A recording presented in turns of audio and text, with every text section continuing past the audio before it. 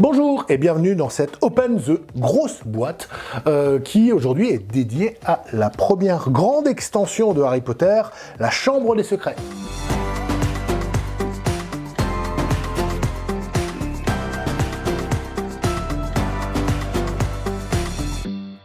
Alors, c'est indiqué en anglais sur la couverture, mais c'est bien la version française qu'on va ouvrir aujourd'hui.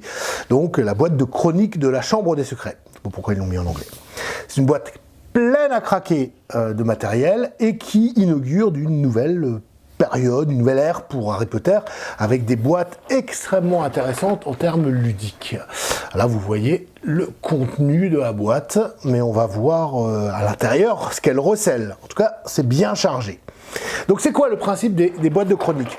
Eh bien c'est simple, il y a plusieurs livres d'Harry Potter où on voit différents événements, différentes aventures à Poudlard, et ces boîtes vont vous permettre de rejouer les événements du film, que ce soit du film et du roman, hein, bien sûr, attendez, ne me jetez pas de cailloux s'il vous plaît, donc du roman, que ça soit en coopératif ou en compétitif. Donc ouvrons cette boîte en fourreau, un joli fourreau, alors c'est pas facile à ouvrir au début, voilà, oh là là, c'est beau hein, enfin, c'est quand même trop classe.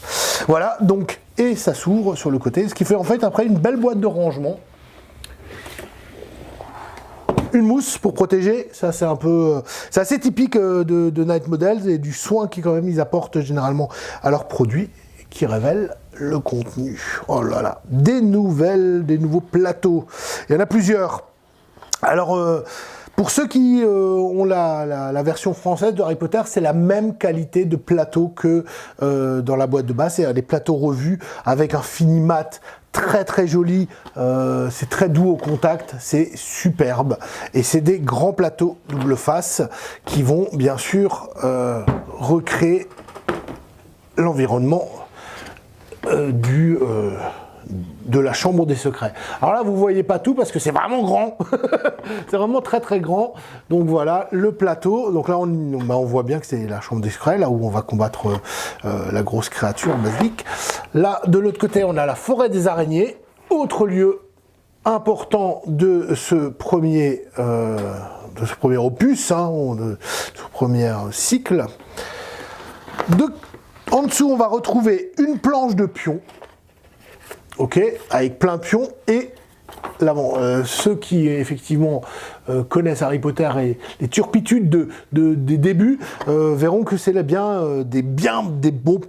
pions bien épais comme ceux de la boîte de base. On retrouve aussi une voiture. Hein, le Saul là qui tape, qui est pas content, ainsi que des pions pour les personnages qui ne sont pas inclus dans la boîte, mais qui existent déjà en figurines dans la gamme au préalable. Donc Hagrid et puis les autres personnages, donc les élèves de Serpentard, etc.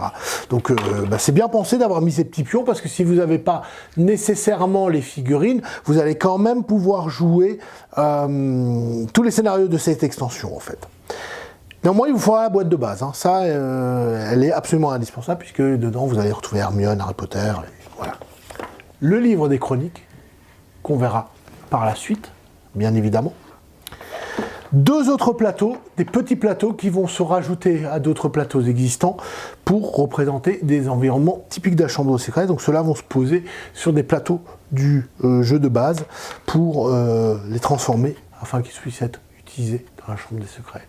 C'est très joli, hein. Franchement, le terme graphique, je les trouve vraiment somptueux. Et toujours, hein, grande qualité de plateau là, c'est parfait, c'est très propre. Les cartes des personnages, voilà, ça c'est pour les grandes créatures, hein, avec donc Aragog et le basilic de Salazar. Donc il y en a deux en fonction si vous jouez en coopératif ou en compétitif. Hein, dans les deux cas, c'est pas la même carte. Bien pensé à nouveau. Plein de figurines, pléthore de figurines, mon Dieu. Bon, bien sûr, plein d'araignées, on les reconnaît, mais ils en ont ajouté plus, parce que dans le scénario où vous allez vous balader dans le bois, il en faut un peu plus. Je vais pas vous faire tous les personnages, mais vous verrez en fin de vidéo hein, un petit peu des gros plans sur ces personnages, ces éléments de décor, etc. On a de plus des cartes, donc de sorts, d'artefacts, etc. Ça, si vous êtes joueur d'Harry Potter, vous savez de quoi il en retourne, hein, mais ben voilà. Sachant qu'ils peuvent être utilisés même dans vos parties compétitives hors de la chambre des secrets, donc ça fait du matos en plus et c'est très très bien comme ça. Des cartes d'événements. Là, on a une nouvelle carte d'événements liée à la campagne, et puis bah, des cartes de potions, hein, des artefacts, des sorts, etc.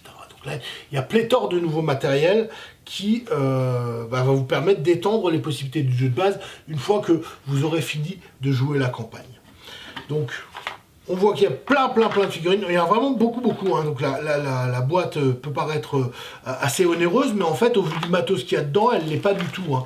Et vous avez là les cartes de personnages de toutes les figurines qui sont incluses dans la boîte. Donc on voit qu'il y en a un paquet. Hein. À nouveau, toutes ces figurines seront utilisables dans une partie compétitive de Harry Potter lorsque vous allez jouer comme vous l'avez fait jusqu'à présent hors du cadre de la boîte de chronique de la Chambre des Secrets. C'est toujours aussi beau, c'est toujours aussi bien fait. Et puis là, vous en avez des tonnes, hein, des tonnes. Alors, c'est quoi exactement le principe de la Chambre des Secrets? Et ben, donc, c'est des boîtes de chronique. Tout est expliqué dans le livre de règles. Ok. Donc, vous allez avoir retrouvé dedans, hop, la table des matières. Ce qui est pas mal, c'est comment assembler les grandes pièces, une liste du matériel qu'on vient de vous présenter. Voilà, et la Chambre des Secrets. Donc il y a des nouvelles règles sur des objets aléatoires. Alors je ne vais pas rentrer dans les détails, c'est pas le but. Des points de scénario que vous allez gagner au fur et à mesure des parties. Des notions de déplacement aléatoire dans certains cas, notamment lorsque vous allez jouer en coopératif. Voilà, donc vous avez tout ça qui est présenté. Dobby qui a un rôle un petit peu particulier, comme on l'imagine aisément. Puis vous avez les scénarios, le Saul cogneur, là c'est avec la bagnole qui arrive, le Saul, machin, tout le monde s'en rappelle. Et c'est des scénarios coopératifs contre le jeu. Donc on peut jouer seul, contre le jeu c'est vachement bien, pour apprendre. Hein. Vous avez là comment les autres plateaux sont utilisés conjointement au plateau déjà existant, le journal intime, là, voilà. Donc vous avez plein de scénarios, je crois que c'est 8 ou 9, où vous allez jouer tous ensemble pour essayer de faire aussi bien que Harry Potter dans le film ou le roman. Je parle tout le temps du film, mais il faut savoir que c'est tiré du film en fait, hein, les figurines. Donc voilà, vous avez plein de scénarios. Ça met vraiment l'accent sur l'aspect coopératif du jeu, et ce qui finalement est vachement intéressant, parce que c'est vrai que souvent dans ce genre de jeu, même si on prend plaisir à jouer à Harry Potter, il y a le côté on va tous jouer les élèves de Poudlard et rejouer le film. Et ça prend tout son sens effectivement au coopératif. Donc voilà, il y a plein de choses à faire, on va pas revenir dedans, mais là, voilà, le final, hein, la bataille contre le basilic. Donc voilà. Puis on a quand même des scénarios en mode duel qui utilisent le matériel du jeu et qui vous permettent, une fois que vous avez joué la campagne avec vos copains, vous êtes bien éclatés, et de partir à rejouer certaines scènes, mais avec la possibilité de faire soi-même sa bande, etc., et de dépenser son budget, de choisir ses sorts, ses artefacts, etc., comme dans le jeu de base d'Harry Potter. Donc c'est intéressant qu'il ne soit pas restreint uniquement au scénario coopératif, mais qu'il ait rajouté toute la dimension compétitive dans ce jeu. Donc voilà, et il y en a plusieurs, il y en a 2, donc 4, 5 scénarios compétitifs, et je ne sais plus, je vous avais dit 8, je crois que c'est 8. 8 scénarios, alors un chapitre, ah non, 9 scénarios coopératifs. Donc voilà, donc il y a plein de choses à faire. Moi j'ai eu l'occasion avec un ami qui avait monté sa boîte de tester 2 scénarios coopératifs, et le jeu s'y prête très bien. C'est une façon de jouer, moi, qui me plaît beaucoup dans ce jeu-là. Qui est assez tactique, c'est pas trop difficile. Faut quand même, en tout cas, ceux qu'on a joué n'étaient pas trop difficiles. Je pense que ça gagne en difficulté au fur et à mesure qu'on progresse dans la campagne. Mais ça permet... Alors, je sais qu'il y a beaucoup de joueurs qui nous avaient demandé, parce qu'ils voulaient jouer avec leurs fils ou leurs enfants...